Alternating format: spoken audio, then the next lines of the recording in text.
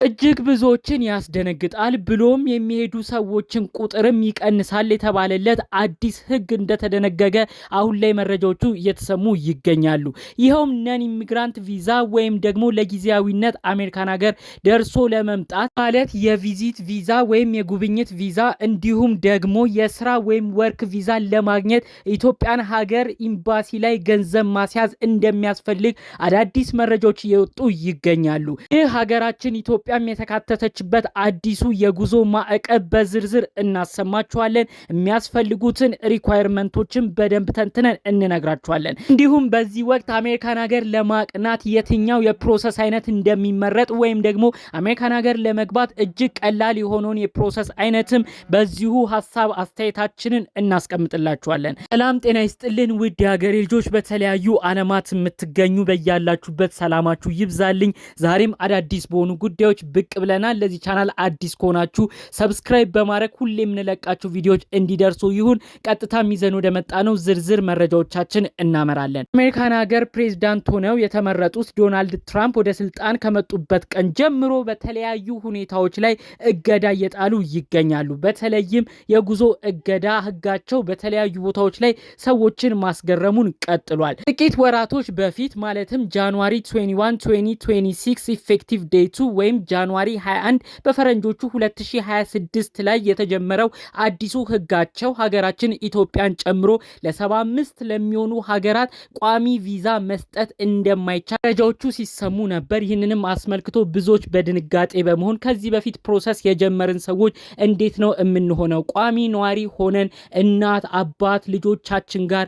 ወይም የትዳር አጋሮቻችን ጋር በቋሚነት አሜሪካን ሀገር ለመኖር ቪዛ የምናመለክት ሰዎች ጉዳያችን እንዴት ነው የሚታየው በማለት ብዙዎች የተለያዩ ሀሳብ መልእክታቸውን ሲያስተላልፉ ነበር። ጥያቄዎቹንም ሲጠይቁ ነበር። በአጠቃላይ እንግዲህ የአሜሪካን ሀገር ኤምባሲም ስላለፈለት አዲሱን መመሪያ መሰረት እንግዲህ 75 ሀገራት እንዳልኳችሁ ኢትዮጵያን ጨምሮ የቋሚ ቪዛ ወይም ኢሚግራንት ቪዛ ለሚያመለክቱ ሰዎች አሜሪካን ሀገር ኤምባሲ አሁን ላይ ቪዛ እየመታ እንዳልሆነ መረጃው ተሰምቷል ማለት ነው። ነገር ግን ኢሚግራንት ቪዛ ለማይፈልጉ ወይም ደግሞ አሜሪካን ሀገር ገብተው ቋሚ ነዋሪ ሆነው እዛው መኖር ለማይፈልጉ ሰዎች ነን ኢሚግራንት ቪዛ ግን አሁን ድረስ ክፍት እንደነበር ነበር ብዙዎቻችን የምናውቀው። ነን ኢሚግራንት ቪዛ አይነቶች ሜንሊ ወይም ዋናዎቹ 3 ናቸው።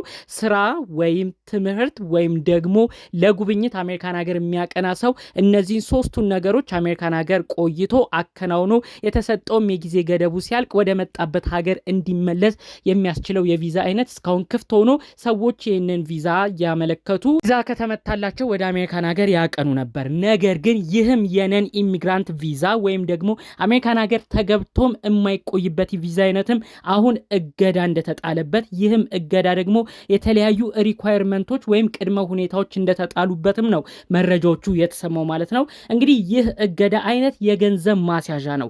አንድ ሰው አሜሪካን ሀገር ለጉብኝት ወይም ለስራ እሄዳለሁ ብሎ የሚያስብ ወይም እቅድ ያለው ሰው እንግዲህ ገንዘብ ማስያዣ ማዘጋጀት እንዳለበትም ነው አሁን መረጃዎቹ የተሰሙት። ይህ ማስያዣ እንግዲህ ሀገራችን ኢትዮጵያ አልተካተተችም ነበረ። ከኢትዮጵያ የሚያመለክቱ ለጉብኝት ወይም ደግሞ ለስራ የሚሄዱ ሰዎች ምንም አይነት ገንዘብ ሳያስይዙ አሜሪካን ሀገር ቆይተው የጉዞ ቆይታቸው የተፈቀደላቸው የቪዛ ጊዜም ሲያልቅ ወደ ሀገራቸው እንዲመለሱ ይደረግ ነበር። ነገር ግን አሁን ሀገራችን ኢትዮጵያም ተካታ ይህ የገንዘብ ማስያዣ ኢትዮጵያም ለሚሄዱ የቪዛ አመልካቾችም እንደሚመለከታቸው መረጃዎቹ ተሰምቷል። እንግዲህ ቀደም ሲል $10,000 እየተባለ ነበረ ሲሰማ የነበረው። አሁን ላይ እንግዲህ ጌጡ ተመስገንም በፌስቡክ ገጹ ላይ ባወጣው መረጃ መሰረት 15,000 የአሜሪካን ሀገር ዶላር ማስያዣ አስይዘው መሄድ እንደሚገባቸው ነው መረጃዎቹ የተሰሙት። እንን እንግዲህ ዘርዘር ባለመልኩ ሳስረዳችሁ አንድ ሰው እንግዲህ አሜሪካን ሀገር ለጉብኝት ወይም ለስራ ሄዳለሁ ብሎ ካመለከተ በኋላ የተለያዩ ፕሮሰሶቹ ከዚህ በፊት የሚካሄዱት ሁሉም ይከናወናሉ። የሚያሳያቸው ስቴትመንት ወደ ሀገሩ መመለስ እንደሚችልም ከዚህ በፊት የሚጠቀሙባቸውን ሪኳየርመንቶች ወይም ቅድመ ሁኔታዎች ሁሉንም ነገር እንደ በፊቱ ስክሪን ይደረጋል። ከዛ በመቀጠል ያ ሰው ቪዛ ማግኘቱ ሲታወቅ ቪዛ ሊመታለት ስቴጅ ላይ ሲደርስ የአሜሪካን ሀገር ኤምባሲ ያንን ሰው $15,000 እንዲያስይዝ ነው የሚጠይቁት። የ$15,000 ካስያዘ በኋላ ያ ሰውዬ ወደ አሜሪካን ሀገር ያቀናል። በቀጠልም አሜሪካን ሀገር ያለውን የቪዛ ጊዜ ጨርሶ ወደ ሀገሩ ወደ መጣበት ወደ ኢትዮጵያ ሲመለስ $15,000 እንደሚመለስለትም ጭምር መረጃዎቹ ተሰምተዋል ማለት ነው። ይህ እንግዲህ አዲሱ ህግ ከወጣ በኋላ ብዙ ነገሮች ይቀያየራሉ ተብሎ ነው እየተጠበቀ የሚገኘው። $15000 ገንዘቡም ቀላል አይደለም። በኢትዮጵያ ገንዘብ ሲመታ አሁን ባለው ሬትም ሲመነዘር ከ2 ሚሊዮን ብር በላይ አንድ ሰው ማስያዝ እንዳለበት ነው እንግዲህ መረጃዎቹ የሚያሳዩት። እና ያ ግለሰብ አሜሪካን ሀገር ገብቶ የቪዛ ቆይታው አልቆ እዛ አሜሪካን ሀገር ያ ግለሰብ የሚቆይ ከሆነና ከተፈቀደለት ጊዜ ውጭ አሜሪካን ሀገር የሚቆይ ከሆነ የተያዘው $15000 ወይም በኢትዮጵያ ከረንሲ ከ2 ሚሊዮን ብር በላይ የሚገመተው ገንዘብ ወደ ሰውየው እንደማይመለስለትም ጭምር ነው ካሁኑ ፍንጮቹ የሚያሳየው ማለት ነው። ይህ ብዙ ነገሮችን ከወዲሁ ይቀይራል እየተባለ ነው የሚጠበቀው። ብዙ ሰው የመሄድ ፍላጎት ላይ እንዲቀንስ ያደርጋል። እንዲሁም ደግሞ ብዙ ተጓዦች ከዚህ በፊት ከነበረው ቁጥራቸው በእጥፍ እንዲወርድ እንዲቀንስም የሚያደርግ ነገር ነው ተብሎ ከወዲሁ የተሰጋ ጉዳይ ነው ማለት ነው። አሁንም ቢሆን ግን ሰዎች በፊት ሪኳየርመንቶቹን እንዳሟሉ ይህንንም $15000 ካዘጋጁ የአሜሪካን ሀገር ኤምባሲ ለኢሚግራንት ቪዛ የሚሰጠውን ቪዛ እንደሚቀጥልም ጭምር በዚሁ መረጃዎቹ የተሰሙ ይገኛሉ።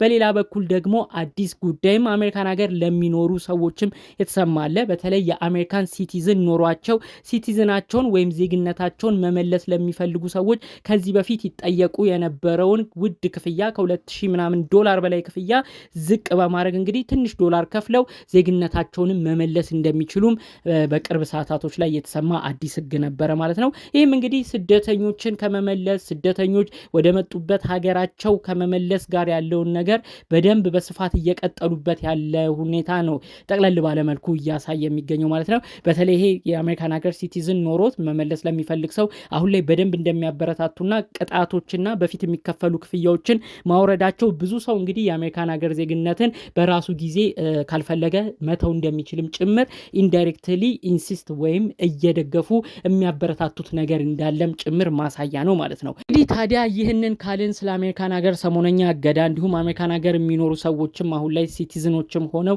የሚወጡባቸውን አዳዲስ ህግን በተመለከተ ይህንን ካልናችሁ፣ በሌላ ጉዳይ ሰው ወደ አሜሪካን ሀገር ለማቅናት የትኛው ነው ፈጠን ያለው ፕሮሰስ? አሁን ከምንሰማቸው አዳዲስ ጉዳዮችም አንስተው የሚሉ ብዙ ሰዎች አሉ። K1 ቪዛ የሚባለውን ብዙዎች አሁን ላይ ይጠቁማሉ። የእጮኝነት ቪዛ የምንለው ነው። አንድ ሰው ሳይጋባ በፊት እጮኛውን ወደ አሜሪካን ሀገር እንዲሄድ ካረገ በኋላ አሜሪካን ሀገር ያ ሰው ከገባ 90 ቀን ውስጥ ያንስ ሰው እንዲያገባ የሚያረጉት የቪዛ አይነት ነው። ይህ የቪዛ አይነት አሁንም ቢሆን ምንም ማዕቀብ አልተጣለበትም። የቪዛ ጊዜውም ቶሎ የሚጠናቀቅ ነው። ሰዎች ተጋብተው ወደ አሜሪካን ሀገር የሚሄዱበት ነገር ወይም ለኢሚግራንት ቪዛ የሚያመለክቱበት እድሎቹ ከመጥበባቸው አንጻር ሰዎች ሳይጋቡ በፊት K1 ቪዛ ወይም ፊያንሴ ወይም የፍቅረኛሞች ቪዛን አመልክተው አሜሪካን ሀገር ቪዛን ማግኘት ይችላሉ። በመቀጠልም አሜሪካን ሀገር ከገቡ በኋላ ፍቅረኛሞቹ መጋባት ይችላሉ። ያ አሰራር አሁንም ጥሩ ነው፣ ጥሩም የፕሮሰስ ሂደት አለው በማለት አንዳንድ ባለሙያዎች ይህንን ጉዳይ የሚተነትናሉ።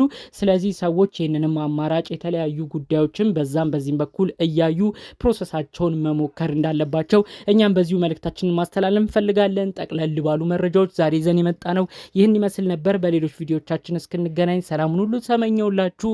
ሰላም።